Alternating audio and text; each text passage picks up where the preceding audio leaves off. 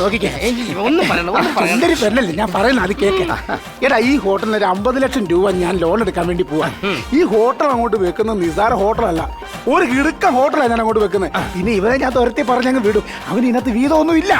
ഈ ഹോട്ടൽ വെച്ച് കഴിഞ്ഞാൽ പിന്നെ നീ ആരാ? ഈ ഹോട്ടലിന്റെ മാനേജർ. സത്യമാണോ? പിന്നെ നിന്റെ ഈ വേഷമൊക്കെ അങ്ങ് മാറും. പിന്നെ നീ കോട്ടും സൂട്ടൊക്കെ ഇട്ടോണ്ടായിരിക്കും നീ റിസപ്ഷനിൽ ഇരിക്കുന്നത്. നീ ആരാ? മാനേജർ. ഒരു കാരണവശാലും ഈ കാര്യം നിന്റെ മുതലാളി അറിയരുത്. പാടില്ല. അറിയാതിരുന്നാൽ നിനക്ക് ഞാനൊരു 10,000 രൂപ ആരും അറിയാതെ. ഉറപ്പാണോ? ഉറപ്പായിട്ടും തരും.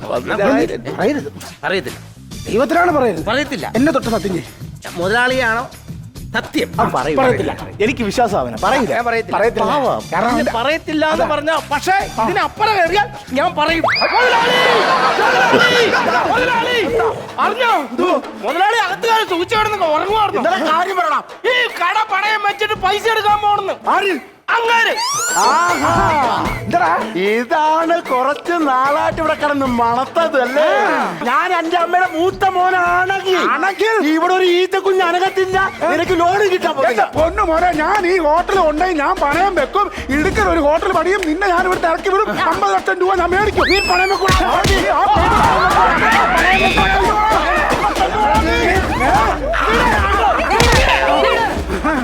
ഇത് കുറെ കാലം കൊണ്ട് ഒരു കാര്യം ചെയ്യും, രണ്ടുപേരും കൈ കൊടുത്ത് അങ്ങ് കെട്ടിപ്പിടിച്ചാട്ടെ. അത് നടക്കുന്നൊന്നുമില്ല. ഇങ്ങോട്ടും മുതലാളി എന്നെ നോക്കണ്ട.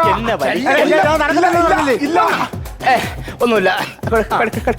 ചേരട്ടെ, ചേരുമ്പടി ചേർന്നാല് എന്റെ കൈ വിട അങ്ങോട്ട്. ശരി, എന്റെ കൂടെ നിൽക്കുവാണെങ്കിൽ ഒരു കാര്യം ഞാൻ പറയാം. എന്നെ ചതിക്കരുത്. നീ എനിക്ക് അതാ നിന്നോട് പറയാം. നീ എന്നെ ചതിക്കരുത്. നിന്റെ നിറം മാറില്ല. 10 പൈസ വേണ്ടി നിറം മാറില്ല. അതൊന്നും മാറത്തില്ല. കിട്ടിക്കഴിഞ്ഞാൽ ലോൺ നമ്മൾ 50-50 ആയിട്ട് എടുക്കും. അതാണല്ലോ. പക്ഷെ ഹോട്ടലിൽ ഞാൻ നടത്തും. ഹോട്ടലിൽ പക്ഷെ ക്യാഷറിൽ ഞായിരിക്കും. പക്ഷെ വൈകിട്ട് പൈസ ഞാൻ കൊണ്ടുപോകും. കൊണ്ടുപോകും. അത്